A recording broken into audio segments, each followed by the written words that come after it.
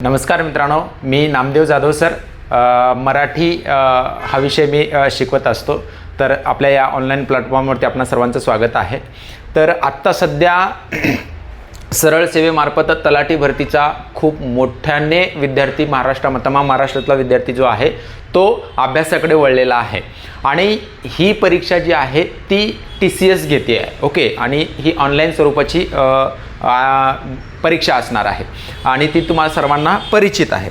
मग आता काय होतं की मराठीचे 25 प्रश्न जे आहेत, मराठीचे 25 प्रश्न जे आहेत ते 25 प्रश्न जे आहेत त्या 25 प्रश्नांपैकी किमान मी तुम्हाला आता टायटल तुम्हाला कळालेलंच असेल की मराठी साहित्यावरती किमान 4 ते 5 प्रश्न जे आहेत, 4 ते 5 प्रश्न या मराठी साहित्यावरती येत आहेत. आणि तुम्ही जर मागचे क्वेश्चन पेपर बघितले, मागचे जर सराव पेपर बघितले तुम्ही TCSने घेतलेले किंवा IBPSने घेतलेले, तर त्यामध्ये मराठीचा अभ्यासक्रम जिथे जिथे दिलेला आहे तिथे 4 ते 5 प्रश्न याच्यामध्ये साहित्यावरती विचारले गेलेले आहेत. आता या साहित्याचा अभ्यासक्रम कसा पूर्ण करायचा, आतापर्यंत कुठेही तुम्ही तमाम महाराष्ट्रामध्ये जर बघितलं तर फक्त व्याकरणावरती तुम्हाला व्हिडिओ मिळतील, व्याकरणाच्या बॅचेस मिळतील, पण साहित्यावरती मात्र मार्क मिळत नाहीत किंवा बॅचेस तुम्हाला उपलब्ध नाहीत किंवा त्याचे व्हिडिओ उपलब्ध नाही आहेत. मग आता या साहित्याचा अभ्यास आपण कसा करायचा आहे, त्याच्यासाठी आपल्या या ॲपवरती आपण ऑनलाईन बॅच सुद्धा उपलब्ध करून दिलेले आहे. अगदी अल्प दरामध्ये ही बॅच उपलब्ध करून दिलेली आहे. या बॅच आपली ही मराठी व्याकरणामध्ये विशेषतः करून व्याकरण तर आहेच, शब्दसंग्रह तर आहेच, शिवाय त्याच्या व्यतिरिक्त मराठी साहित्याचे विशेष व्हिडिओ आणि विशेष आपण व्हिडिओ आणि त्याची नोट्स उपलब्ध करून दिलेले आहे. मी आता तुम्हाला नोट्स दाखवणार आहे. मग आता ही बॅच जॉईन करण्यासाठी तुम्हाला व्हिडिओच्या खाली डिस्क्रिप्शन बॉक्समध्ये व्हिडिओ आपल्या बॅचची लिंक दिलेली आहे, टेलिग्रामची लिंक दिलेली आहे, ती अवश्य जॉईन करा. त्याच्यावर टेलिग्रामची लिंकवरून टेलिग्राम जॉईन केल्यानंतर तुम्हाला वेगवेगळ्या नोटिफिकेशन तुम्हाला वेळोवेळी मिळत राहतील. आणि ही मराठी व्याकरणाची बॅच आणि असेच मराठी व्याकरणामध्ये सगळ्यात महत्त्वाचं म्हणजे काय की साहित्यावरती 4 ते 5 प्रश्न आणि 5 प्रश्नाचे महत्त्व जे आहेत ते तुम्हाला पेपर झाल्यानंतर कळणार आहे, जेव्हा सिलेक्शन लिस्ट लागेल त्यावेळेस करणार आहे. या 5 प्रश्नांची तयारी आपण विशेष पद्धतीने कशी करता येईल, यासाठी ते कशा पद्धतीने वापरता येईल, त्याचे सोर्स काय आहेत, ते कशा पद्धतीने आपण अभ्यासावं लागतं किंवा साहित्याची जी निर्मिती आहे किंवा साहित्याचा अभ्यास कुठून केला पाहिजे, कसा केला पाहिजे, याच्याबद्दल सविस्तर माहिती आपण बॅचमध्ये घेतलेली आहे, सविस्तर व्हिडिओ सुद्धा घेतलेले आहेत. तर बॅच जॉईन करण्यासाठी व्हिडिओमध्ये बॅचची डिस्क्रिप्शन बॉक्समध्ये तुम्हाला बॅचची लिंक दिलेली आहे, त्यावरती क्लिक करून ती बॅच जॉईन करू शकता. अगदी अल्प दरामध्ये तुम्हाला ती बॅच ओपन केल्याच्या नंतर तुम्हाला फीस तिच्यावरती दिसेलच, काळजी करण्याचं कारण नाही. आता मुख्य मुद्द्याकडे मी येतोय की या मराठी साहित्याचं मराठी साहित्याचा अभ्यास नेमका करायचा कसा आणि ते कुठून करायचा, त्याच्यावरती आपल्याला नेमके नोट्स आहेत का, तर निश्चितच आहेत. आपल्या बॅचमध्ये याची PDF मी तुम्हाला दिलेली आहे आणि याच्यावरती अभ्यास नेमका कसा करायचा तो आपल्याला मी थोडक्यात तुम्हाला पहिले 5 ते 10 मिनिटांमध्ये या 5-10 मिनिटांमध्ये तुम्हाला मी सगळं या बॅचबद्दल आणि या अभ्यासक्रमाबद्दल मराठी साहित्याबद्दल या व्हिडिओमध्ये तुम्हाला मी माहिती देणार आहे. ओके, तर या मराठी साहित्याचा अभ्यास करत असताना मराठी साहित्य जे आहे तर प्राचीन साहित्यामध्ये तुम्हाला 3 विभागामध्ये विभागणी करावी लागते. 3 विभागामध्ये विभागणी करावी लागते. एक पहिला जो आहे त्याचं नाव आहे ज्याला म्हणतात संत साहित्य. कोणतं? संत साहित्य. आता संत साहित्य पाहत असताना संत साहित्य नेमकं कुठून सुरू झालं, तर संत साहित्याचा काळ कोणता आहे, त्याच्या अगोदर काय आहे का, याची सुरुवात कुठून झाली, याच्याबद्दल मी आता तुम्हाला नोट्स दाखवूनच बोलणार आहे, काळजी करण्याचं काही कारण नाही. दुसरं जे आहे, ओके, याला संत साहित्याला वारकरी साहित्य रचना सुद्धा म्हणतात. वारकरी साहित्य रचना सुद्धा म्हणतात. याच्यामध्ये आता भरपूर कोणकोणते प्रश्न आलेले आहेत, कसे आलेले आहेत मी सुद्धा तुम्हाला सांगणार आहे, दाखवणार सुद्धा आहे, काळजी करण्याचं कारण नाही. त्याच्यानंतर दुसरं जे आहे ते आहे पंत साहित्य. कोणतं साहित्य? पंत साहित्य. आता पंत साहित्य म्हणजे काय आहे? पांडित्य वाङ्मय. ओके, पांडित्य वाङ्मय. ओके, पांडित्य वाङ्मय असं आहे. तर पांडित्य वाङ्मयामध्ये काय आहे? पंडित कवी असते. मग त्याच्यामध्ये वामन पंडित आहेत, असे मोठमोठे कवी आहेत, तर त्यांनी लिहिलेले जे काव्य आहेत ते विचारले जातात. त्याच्यानंतर तिसरा जो प्रकार आहे तो तिसरा प्रकार आहे नंबर 3चा, ज्याला म्हणतात तंत साहित्य. कोणतं?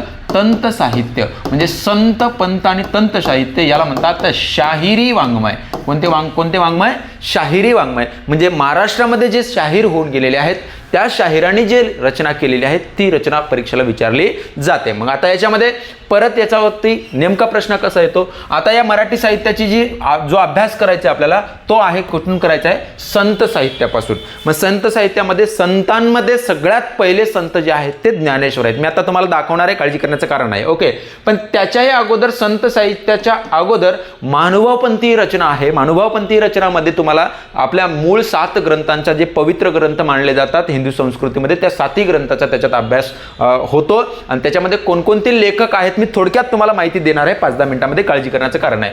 त्याच्यानंतर पंत आणि त्याच्यानंतर तंत साहित्य. याच्या व्यतिरिक्त एक्स्ट्रा अजून तुम्हाला करायचे आहे ते म्हणजे कोणतं, आधुनिक साहित्य. कोणतं, आधुनिक साहित्य. आता आधुनिक साहित्यामध्ये काय काय येतं, आधुनिक साहित्यामध्ये मग आपली लेखक आहेत, मग ते महात्मा फुले असतील, यशवंतराव चव्हाण असतील, विश्वास पाटील असतील, विश्वास नांगरे पाटील असतील वगैरे वगैरे यांची जी पुस्तकं आहेत. ओके, त्याच्यानंतर मृत्युंजय कादंबरी कोणाची आहे, ओके, किंवा ययाती कादंबरी कोणाची आहे, तिला साहित्य अकादमी पुरस्कार आहे का, किंवा तिला मराठीमधला कोणता पुरस्कार आणखीन आहे का. ओके, तर याच्यामध्ये आधुनिक साहित्यामध्ये त्या गोष्टी तुम्हाला पाहायला मिळतात. अजून एक गोष्ट, आधुनिक साहित्यामध्ये काय विचारलं जातं, ओके, या साहित्याच्या प्रश्नांमध्ये आणखीन एक प्रश्न येतोय तुम्हाला, एक तर टोपण नावे विचारली जातात, टोपण नावे विचारली जातात, टोपण नावे. ओके, पूर्ण नाव, टोपण नाव किंवा एखाद्या लेखकाचं जन्म ठिकाण विचारलं जातं.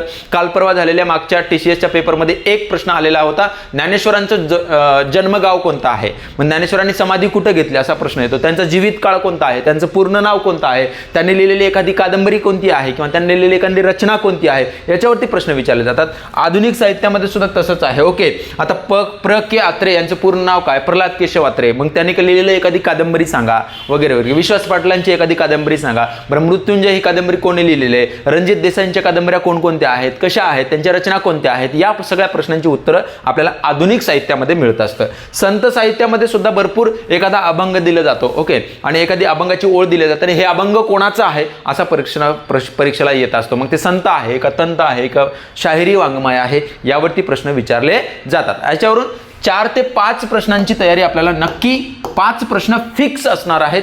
तुम्ही जर आत्ता ऑनलाईन पेपर जर काढून त्याची प्रिंट काढून जर बघितले तर त्या पेपरमध्ये, प्रत्येक पेपरमध्ये 4 ते 5 प्रश्न या मुद्द्यावरती तुम्हाला दिसतील. आणि हे सगळ्यात महत्त्वाचं म्हणजे सांगायचं आहे की तुम्ही तमाम महाराष्ट्राचा कुठलाही क्लास लावला असेल तर तुम्हाला साहित्यावरती एकही व्हिडिओ मिळणार नाही किंवा साहित्यावरती तुम्हाला नोट सुद्धा मिळणार नाही. या नोट्सची PDF सुद्धा आपल्या बॅचमध्ये तुम्हाला उपलब्ध करून दिलेली आहे, काळजी करण्याचं कारण आहे. मग आता ही नोट्स नेमकी कशी असणार आहे त्याबद्दल मी थोडक्यात तुम्हाला बोलतोय, लक्षात घ्यायचे. आता मराठी साहित्य रचना मी घेतलेली आहे. आता मराठी साहित्य रचनेमध्ये मी काय काय करून दिले तुम्हाला ते जरा लक्षात घ्यायचे, तुम्हाला लक्षात घ्या. थोडक्यात सांगतोय, 1-2 मिनिटांमध्ये मी हे व्हिडिओ संपवतो. त्याच्यानंतर डिटेल व्हिडिओ जे आहेत ते सगळे बॅचमध्ये मी घेतलेले आहेत. ओके, मराठी साहित्य रचना. आता बघा, साहित्य रचना ते पाहत असताना प्राचीन साहित्य आपल्याला पाहावं लागतं. प्राचीन साहित्य बघत असताना आपल्याला संत साहित्यापासून सुरुवात करावं लागतं. पण संत साहित्य सुरुवात करण्या अगोदर त्याच्या अगोदर महानुभावपंथ ही रचना आहे. ओके, म्हणून इथं नीट लक्षात द्यायचं. मग मराठीतला आद्य ग्रंथकार कोण, तर मुकुंदराज आहे. त्यांचा जीवित काळ काय आहे, इसवी सन 1911 ते 1200 पर्यंत त्यांचा जीवित काळ आहे. ओके, मग त्याच्यानंतर मराठीतील आद्य ग्रंथ कोणतं, तर विवेक सिंधू. लेखन काळ शक्य 1109 मध्ये आहे. ओके, इसवी सन म्हणजे शक्य वेगळं आणि इसवी सन वेगळं. म्हणजे मी तुम्हाला नोट्स बनवून देत असताना, हे शिकवत असताना मग याच्यावरती तुम्हाला लक्षात कसे ठेवायचे, कोणाचे अभंग कसे लक्षात ठेवायचे, कोणाचं गीत कसं लक्षात ठेवायचं, या सगळ्या गोष्टीची सविस्तर चर्चा मी बॅचमध्ये घेतलेली आहे. त्यामुळं ती स्टोरी जर ऐकली तुम्ही तर ते स्टोरीवरून तुम्हाला ते सगळं नक्की लक्षात येणार असतं. ओके, हे कळालं. मग आता पहिला मुद्दा चालू झालाय आपला, कोणता, महानुभाव साहित्य रचना, महानुभावपंथी साहित्य रचना. महानुभावपंथी साहित्य रचनामध्ये ओके, आणि ह्यांचे या महानुभावपंथांची ही जी महानुभावपंथ जे आहेत ते जे निर्माण केलेले आहेत त्यांचं नाव आहे कोण, चक्रधर स्वामी. आता या चक्रधर स्वामींच्या सगळ्या गोष्टी जे आहेत त्या महानुभाव संतांमध्ये तुम्हाला पाहायला मिळतात, महानुभाव साहित्य रचनेमध्ये पाहायला मिळतात. ओके, श्री चक्रधर स्वामी उर्फ हरिपाल देव विशाल देव, ओके, असं यांचं नाव आहे. ओके, इसवी सन यांचं जीवित काळ आहे इसवी सन 1194 ते 1272 यांनी स्थापन केलेल्या महानुभाव पंथातील त्यांच्या अनेक शिष्यांनी साहित्य रचना केली आहे. मग त्याच्यामधलं कोण आहेत, मग महानुभाव पंथात पंचकृष्ण मानले जातात. आणि हे पण आता हा पण प्रश्न येऊ शकतो, पंचकृष्ण कोणत्या पंथात मानले जातात? मानव पंथात मानले जातात, असा प्रश्न परीक्षेला येऊ शकतो. मग आता हे पंचकृष्ण जे आहेत तर ते पंचकृष्ण कोण? श्री दत्तात्रेय आहे, श्रीकृष्ण आहे, चांगदेव राऊळ आहे, श्री गोविंद प्रभू आहेत आणि चक्रधर स्वामी आहेत. ओके, मग चक्रधर स्वामींनी या पंथाची रचना केली, त्यामुळे त्यांचा मानव पंथांचा प्रणेता सुद्धा त्याला मानतात. मग मानव पंथात 7 ग्रंथाचा समावेश होतो. मग आता हे 7 आदरणीय ग्रंथ कोणकोणते आहेत? ओके, तर मग त्याच्यामध्ये रुक्मिणी स्वयंवर आहे, बरोबर आहे. त्यांचे लेखक कोण आहेत, ते कोणी लिहिलंय, ते कधी लिहिलं गेलेलं आहे, याची सविस्तर रचना, सविस्तर नोट्स तुम्हाला याच्यामध्ये दिलेलं आहे. मग आता त्याच्यानंतर शिशुपाल वध आहे, उद्धव गीता आहे, वचाहरण आहे, बरोबर आहे, सह्याद्री वर्णन. ओके, असं हे का त्या 7 ग्रंथापैकी एका ग्रंथाचं नाव आहे. ओके, त्याच्यानंतर ज्ञानप्रबोध असं एका ग्रंथाचं नाव आहे. ओके, त्याची रचना कोण आहे? त्याच्यानंतर 7वं ग्रंथ जे आहे ते रुद्रपूर वर्णन असं हे नरोव्यास बहाळी असं या लेखकाने, या मानवपंथीय लेखकाने ते लिहिलेलं आहे. कधी लिहिलेलं आहे? इसवी सन 1418 मध्ये लिहिलेलं आहे, वगैरे वगैरे. आता हे झालं. याच्यानंतर पुढे काय येणार आहे बघा, लक्षात घ्या. मानवभाव साहित्य कधी संपतं, त्याच्यामध्ये कोण, याच्यावर प्रश्न कोणकोणते आलेले आहेत ते पण मी तुम्हाला सांगतो. मानवभाव साहित्यातील इतर महत्त्वाचे संत जे कोण आहेत तर एक आहेत ते कोणते? माहिनभट आहेत. ओके, मग माहिनभटांची ओके मराठीतील आद्य गद्य ग्रंथकार म्हणून याचा उल्लेख हा जवळपास 5 ते 6 वेळेस प्रश्न येऊन गेलेला आहे याच्यावरती. ओके, मराठीतील आद्य गद्य ग्रंथकार कोण? तर कोण आहेत? माहिनभट. ओके, आद्य चरित्र ग्रंथ म्हणून यांचा उल्लेख होतो, चरित्र ग्रंथकार म्हणून उल्लेख होतो. माहिनभटांनी लिहिलेला लीळाचरित्र हा ग्रंथ मराठीतील पहिला चरित्र ग्रंथ व गद्य ग्रंथ होय. मग मराठीमध्ये तुम्हाला परीक्षेला प्रश्न आलेला आहे, बऱ्याच वेळेस आलेला आहे. ओके, मराठीतील आद्य गद्य ग्रंथ कोणता? बरं, आद्य गद्य ग्रंथकार कोण आहेत? माहिनभट. मग माहिनभटांनी काय लिहिलेलं आहे? लीळाचरित्र लिहिलेलं आहे. मग लीळाचरित्र हा आद्य गद्य ग्रंथ म्हणून ओळखला जातो, मराठीतला आद्य ग्रंथ. मराठीतला आद्य ग्रंथ कोणता ते तुम्हाला सांग, आद्य गद्य ग्रंथ हा असणार आहे. ओके, या ग्रंथात चक्रधर स्वामींच्या आठवणी मांडल्या आहेत. त्याच्यानंतर दुसरं आहे मग लीळाचरित्र झाल्याच्या नंतर केशिवासराज हा एक आहे. मग यांच्यामध्ये कोणकोणते लिहिलेले आहे? ते सिद्धांत सूत्रपाठ लिहिलेलं आहे, स्थानपोथी लिहिलेलं आहे, दृष्टांत पाठ लिहिलेलं आहे, मूर्तिप्रकाश लिहिलेलं आहे, इत्यादी यांच्या रचना आहेत. मग दृष्टांत पाठामध्ये काय आहे, सिद्धांत पाठामध्ये काय आहे, याची सगळी सविस्तर चर्चा आपण बॅचमध्ये केलेली आहे. त्याच्यानंतर काय बायदेव व्यास असे एक ते संत कवी आहे त्यांच्यामध्ये. ओके, तर रचना आहे पूजावसर हा ग्रंथ त्याने लिहिलेला आहे. पूजावसर नावाचा एक ग्रंथ आहे, तोही त्याने लिहिलेला आहे. त्याच्यानंतर शेवटचे जे आहे तर शेवटच्या संत कवयित्रीमध्ये आता याच्यावरती महदंबा पुढची आहे. कोण? महदंबा. आता महदंबेवरती प्रश्न आलेला आहे. मराठीतील आद्य कवयित्री म्हणून या महदंबेचा उल्लेख होतो. आणि ही कोण्या संतांच्या याच्यामधली आहे तर मानव पंथांमधली ही संत कवी आहे. सगळ्यात लहान आणि सगळ्यात आद्य कवयित्री म्हणजे स्त्रियांमध्ये सगळ्यात आद्य कवयित्री कोण आहे तर महदंबा आहे. कारण यांची रचना जी आहे ते मानव पंथांमधली आहे. मानव पंथांमधली सगळ्यात लहान कवयित्री म्हणून हिचा उल्लेख होतो. आणि धवळे या प्रकारातून त्यांनी लेखन केलेलं आहे. मग त्या चक्रधर स्वामींच्या आठवणींमध्ये ती एका दगडाला हळद लावत असताना तिच्या मुखातनं काही शब्द बाहेर पडले आणि तेच शब्द पुढे धवळे म्हणून प्रकाशित झाले. मग अशावर 2 प्रश्न परीक्षेला आलेले आहेत या माध्यमावरती. मराठीतील आद्य कवयित्री कोण असा एक प्रश्न आलेला आहे. त्याच्यानंतर धवळे म्हणजे काय असाही प्रश्न परीक्षेला आला आहे. धवळे म्हणजे काय? मराठीतील ते महदंबा जी आहे ती महदंबा जेव्हा एका दगडाला हळद म्हणून माझ्या मुलाचं लग्न म्हणून ती हळद लावत होती आणि ते हळद लावत असताना तिच्या मुखातून हे शब्द बाहेर पडलेले तेच पुढे संगीतबद्ध किंवा काव्य म्हणून प्रकाशित झालेले आहेत, धवळे म्हणून प्रकाशित झालेले आहेत. म्हणून धवळे म्हणजे काय असा प्रश्न परीक्षेला येतो तर लग्नामध्ये वरविषयी म्हटलं जाणारं जे गीत असतं, लग्नामध्ये वरविषयी नवऱ्या मुलाविषयी जे म्हटले जाणारे गीत असतात त्या गीताला धवळे असे म्हणतात असाही प्रश्न परीक्षेला आलेला आहे. म्हणून हेही तुम्हाला मी गीते काढून दिलेलं आहे. ओके, धवळे या काव्य प्रकारातून लेखन केले. धवळे म्हणजे विवाहविषयक व वरविषयक गीते महदंबेने लिहिलेले धवळे हे श्रीकृष्ण रुक्मिणी स्वयंवर विवाहावर आधारित आहेत. हे कोणाच्या विवाहावर आधारित आहेत तर श्रीकृष्ण आणि रुक्मिणी यांच्या विवाहावर ते आधारित आहेत. इथपर्यंत मानव पंथांची रचना संपते. मग चालू होतं आपला संत साहित्य. मग आता संत साहित्यालाच आपण वारकरी संप्रदाय असं म्हणतोय. तलाट्याला पडलेले सगळे प्रश्न पहिला प्रकार ओके लक्षात घ्यायचे. वारकरी संत साहित्याची रचना जी आहे संत ज्ञानेश्वरांच्या काळापासून चालू होते आणि संत ज्ञानेश्वरांच्या काळापासून यांच्या समकालीन व नंतरच्या सर्व वारकरी संप्रदायातील संतांनी केलेली रचना या साहित्यात येते. पंढरपूरचा पांडुरंग म्हणजेच विठ्ठल हे यांचे आराध्य दैवत आहेत. वारकरी संप्रदाय रूपी एका अभंगाची सुद्धा रचना केलेली आणि हे अभंग कोणी लिहिलाय असाही प्रश्न तलाठीला प्रश्न पडलेला आहे. ओके वारकरी संप्रदाय रूपी इमारतीचे वर्णन करणाऱ्या पुढील अभंगाची रचना संत बहिणाबाई. संत बहिणाबाई वेगळी आणि बहिणाबाई नथुजी चौधरी त्या वेगळ्या, त्या आधुनिक कवयित्री आहेत आणि ह्या संत कवी आहेत. ह्या संत साहित्यामध्ये संत मेळा तयार झाला ज्ञानेश्वरांच्या काळापासून. ज्ञानेश्वराला मग नंतर नामदेव भेटले. नामदेवांनी अखंड भारतभर हिंडून या वारकरी संप्रदायाचा प्रचार व प्रसार केला. म्हणून अजून एक प्रश्न परीक्षेला येतोय की पार पंजाबपर्यंत, मग परीक्षेला एक प्रश्न आलाय, पंजाबपर्यंत जाऊन वारकरी संप्रदायाचा प्रचार व प्रसार करणारे संत कवी कोण? तर संत नामदेव. मग पुढचा अजून एक प्रश्न परीक्षेला आलेला आहे की पंजाबमध्ये बघा आता शिखांचे 10वे गुरु गोविंद सिंग यांचं जे ग्रंथ आहे गुरुग्रंथ साहेब, या गुरुग्रंथ साहेबच्या ग्रंथांमध्ये कोणत्या संतांचे अभंग समाविष्ट करण्यात आलेले आहेत असाही प्रश्न आलेला आहे. तर पंजाबपर्यंत कोण गेले होते? नामदेव गेले होते. मग नामदेवांचेच अभंग त्या गुरुग्रंथ साहेब या ग्रंथामध्ये आहेत. असे प्रश्न आपल्याला या स्टोरीबद्ध रचनेतून तुम्हाला हे लक्षात ठेवायचे आहेत. कोण कसा काय काल आलेला आहे, कशा पद्धतीने आलेला आहे, यावरती तुम्हाला ह्या गोष्टी कळायला पाहिजेत. बहिणाबाई अवधेव कुलकर्णी असं या संत कवयित्रीचं नाव आहे. यांनी लिहिलं आहे. संत कृपा झाली इमारत फळा आली. ज्ञानदेवे रचिला पाया, म्हणजे रचला कोणी? वारकरी संप्रदायाची रचना कोणी केली? तर सुरुवात कोणापासून झाली? तर संत ज्ञानेश्वरांपासून झालेली आहे. उभारिले देवालया.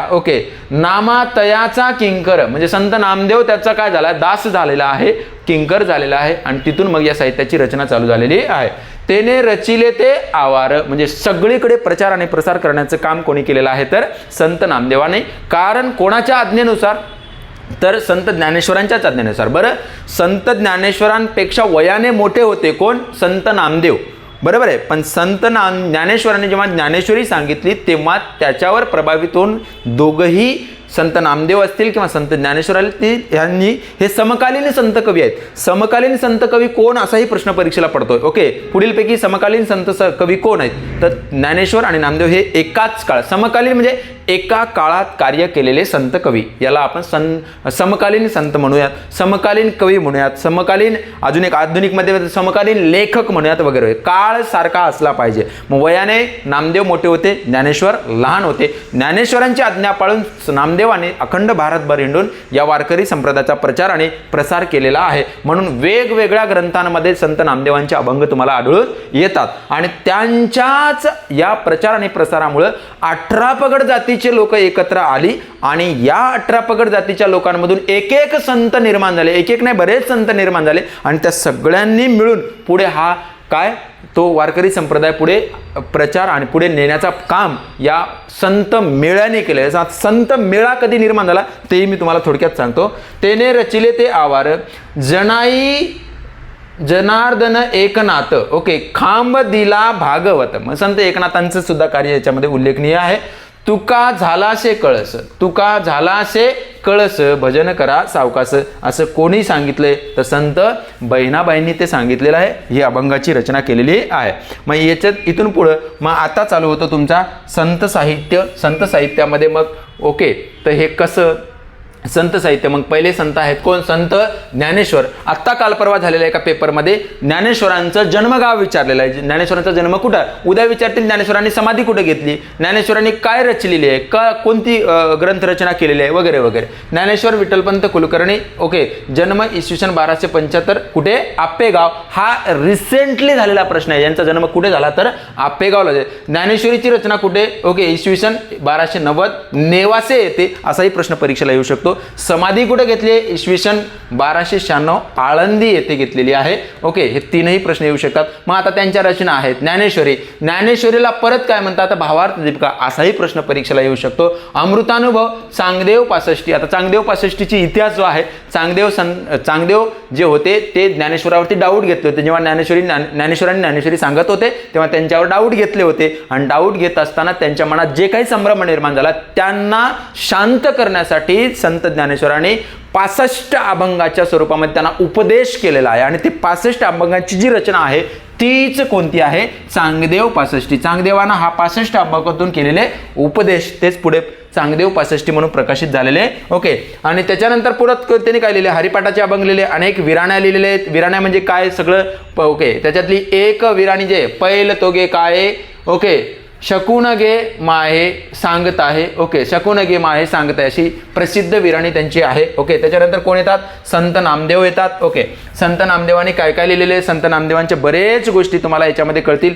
भरपूर गोष्टी तुम्हाला मी याच्यात सांगितलेल्या आहेत. व्हिडिओमध्ये एकेका गोष्टीचं मी विश्लेषण सगळं केलेलं आहे. ओके, त्यामुळे बॅच अवश्य तुम्ही जॉईन करू शकता आणि हे सगळ्यांपेक्षा 5 प्रश्न आपण एक्स्ट्रा असेल तर नक्की आपला रिझल्ट येणार आहे. मग आता संत नामदेव झाले. संत नामदेव झाल्याच्या नंतर नामदेवांनी या सगळ्या संतांना भारतभर हिंडल्यानंतर वेगवेगळ्या प्रांतातील वेगवेगळ्या जातीतील लोक त्यांच्या सोबत यायला लागले आणि वारकरी संप्रदायात सामील झाले. म्हणून 18 पगड जातींचे संत जे आहेत ते एकत्र आले आणि नंतर मग वारकरी संप्रदाय पुढे चालू ठेवला. मग त्या 18 पगड जातीचे संत जेव्हा एकत्र आले त्या संतांना संत मेळा असं म्हणतात आणि त्या सगळ्या संतांनी नंतर जे अभंग रचलेले आहेत त्या अभंगासाठी एक सकल संत गाथा नावाची एक गाथा आहे. त्या गाथेमध्ये सगळ्या संतांचे थोडे थोडे थोडे थोडे जेवढे काही अभंग आहेत ते सगळे त्या सकल संत गाथेमध्ये आजही ती महाराष्ट्र शासनाकडे उपलब्ध आहे तुम्हाला बघण्यासाठी.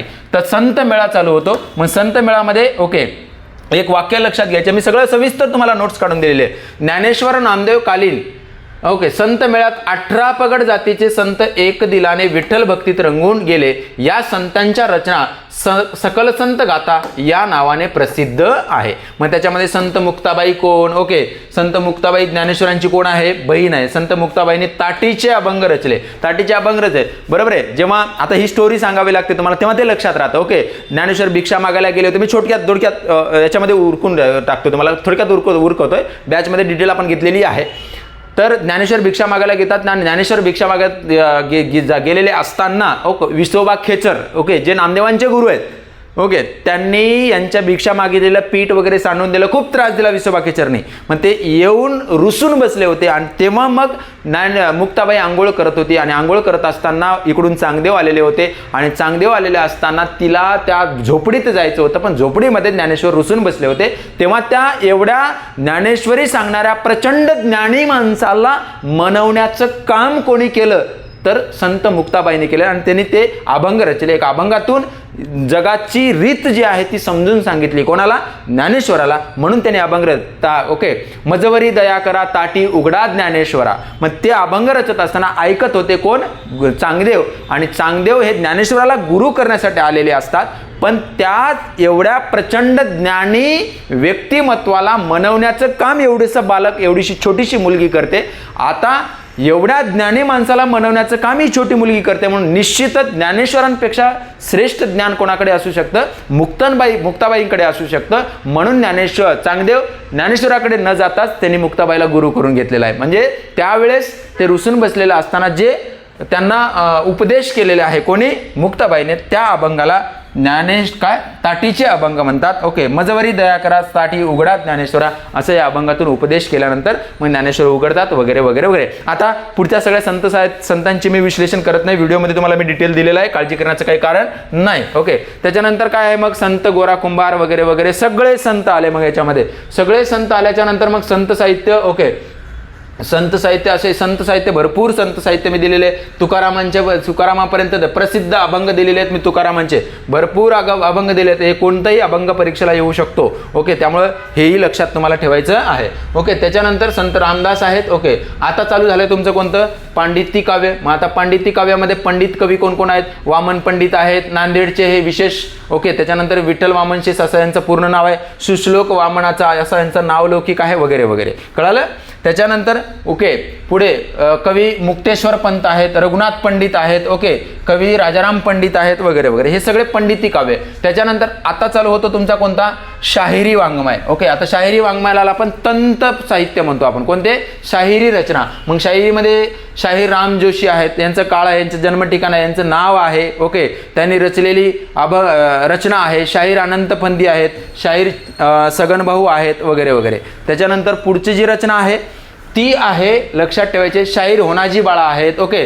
अण्णाभाऊ साठे आहेत, ओके. भरपूर साहित्याची रचना आहे, ओके. भरपूर साहित्याची रचना आहे, नक्कीच साहित्याची भरपूर रचना आहे, ओके. त्याच्यानंतर मग आता पुढे आता याच्यानंतर जे आहे ते संत साहित्य, तंत साहित्य आणि पंत साहित्य संपल्यानंतर मग तुमचं चालतं कोणतं? आधुनिक संत साहित्य. आता आधुनिक संत साहित्यामध्ये पहिले लेखक येतात कोणते? केशवसूत. मग यांचं पूर्ण नाव विचारलं जातं, ओके. यांना मोके दामले यांचे बंधू, मोके दामले व्याकरणाचे आद्य ग्रंथकार, ओके. शास्त्रीय मराठी व्याकरणाचे ग्रंथकार, ओके. त्यांचे ते बंधू आहेत, ओके. आणि आता केशवसूतांना काय म्हणतात? आधुनिक कवितेचे जनक म्हणून प्रसिद्ध आहेत, ओके. यांचा जीवितकाळ आहे एवढा एवढा. यांचा जन्म रत्नागिरी जिल्ह्यातील मालगुंड या गावी झाला. असे कोणतेही प्रश्न परीक्षेला आता TCS विचारायला लागले. 4 ते 5 प्रश्न याच्यामध्ये विचारले जाऊ शकतात, ओके. यांच्या प्रसिद्ध कविता आहेत, ओके. यांच्या प्रसिद्ध, आता याच्यामध्ये सुद्धा यांनी जे रचना केलेल्या आहेत ना, यांच्या प्रसिद्ध कविता सुद्धा आहेत, ओके. हे कविता लिहिलेत. आता त्याच्यानंतर यांच्या कविता झाल्याच्या नंतर पुढे आता कुसुमाग्रज, कवी कुसुमाग्रज विष्णू वामन शिरवाडकर यांच्याबद्दल भरपूर गोष्टी विचारल्या गेलेल्या आहेत. आता यांच्याबद्दल एकदा तलाट्याला असा प्रश्न विचारला होता. यांचं एक प्रसिद्ध नाटक आहे. आता ते नाटक कोणकोणतं आहे ते तुम्हाला मी सांगणारच आहे, काळजी करा. 27 फेब्रुवारी हा दिवस मराठी दिन म्हणून साजरा केला जातो यांच्या जन्मदिवशी, ओके. त्याच्यानंतर यांचे जे रचना आहेत ते पण सांगितलेलं आहे, ओके. यांच्याबद्दल कोणकोणते प्रश्न येऊ शकतात ते पण लक्षात घ्यायचे, ओके. यांची माझ्या मराठी मातेचा लावा ललाटाळ टिळा ही गरजा जय जयकार, क्रांतीचा गरजा जय जयकार ही प्रसिद्ध रचना आहे त्यांची. नाटके जी आहेत त्यांची ती परीक्षेला विचारली जातात. आणि विशेष म्हणजे या नाटकांमध्ये वि.वा. शिरवाडकर यांच्या नाटकांमध्ये, ओके, एक नाटक जे आहे ते आहे कोणतं? नटसम्राट नावाचं. नटसम्राटवरती अजून प्रश्न आलेला आहे, भरपूर वेळेस आलेला आहे. नटसम्राट हे नाटक कोणी लिहिले? तर वि.वा. शिरवाडकर म्हणजेच कुसुमाग्रज यांनी लिहिलेलं आहे. आणि त्या नाटकाला पुढे मग यांची नाटके झाली, त्याच्यानंतर त्यांच्या कादंबऱ्या आहेत. आता या नाटकाला विशेष म्हणजे आधुनिक साहित्यामध्ये पुरस्काराची निर्मिती झाली. आणि हे पुरस्कार विचारत असताना कोणते कोणते पुरस्कार विचारले जाऊ शकतात ते पण त्याच लेखकाच्या खाली मिळेल. इसवी सन 1974 सालचा साहित्य अकादमी पुरस्कार मिळालेला आहे नटसम्राट या नाटकासाठी. नटसम्राटला 1974 सालचा साहित्य अकादमी पुरस्कार सुद्धा आहे. त्याच्यानंतर इसवी सन 1987 सालचा मराठीतील दुसरा ज्ञानपीठ पुरस्कार, श्रेष्ठ सर्वात साहित्यामधला सर्वात श्रेष्ठ पुरस्कार जर कोणता असेल तो ज्ञानपीठ पुरस्कार आहे. तो आतापर्यंत 4 लोकांना मिळालेला आहे. त्यापैकी कुसुमाग्रजांना कोणासाठी? तर पुरस्कार एकूण साहित्य कार्यासाठी त्यांना मिळालेले. सगळं साहित्य जे केलेलं आहे, नाटक असतील, कादंबऱ्या असतील, रचना असतील, ओके, काव्य असतील, कविता असतील, या सगळ्या लेखनासाठी त्यांना ज्ञानपीठ पुरस्कार देण्यात येईल. दुसरा, पहिला जो मिळाला आहे तो वि.सा. खांडेकरांना मिळालेला आहे, ओके. नटसम्राट या नाटकातील गणपतराव बेलवलकर हा प्रश्न आलेला आहे, ओके. गणपतराव बेलवलकर ही प्रमुख भूमिका कोणी बजावली? तर डॉक्टर श्रीराम लागू. नुकतंच 2020 मध्ये यांचं निधन झालेलं आहे. तर त्यांनी गणपतराव बेलवलकर, तुम्ही नटसम्राट चित्रपट पाहिलेला जर असेल तर त्या चित्रपटामध्ये नाना पाटेकरांची जी भूमिका आहे ना ती कोणी बजावलेली आहे? नाना पाटेकर म्हणजेच श्रीराम लागू. मग चित्रपटातली भूमिका विचारली जाऊ शकते वगैरे वगैरे, कळालं? म्हणजे पॅटर्न तोच आहे, ओके. त्याच्यानंतर पुढचे संत कवी आहेत विंदा करंदीकर वगैरे वगैरे, ओके. यांची रचना वगैरे वगैरे वगैरे. त्याच्यानंतर भरपूर गोविंदाग्रज आहेत, सगळे लेखक दिलेले आहेत. मी एकंदरीत शेवटचं पेज तुम्हाला दाखवतो आणि त्याच्यानंतर मग मी थांबतो, तुम्हाला लक्षात घ्यायचे, ओके. चिंतामणी विदा सावरकर आहेत, ओके.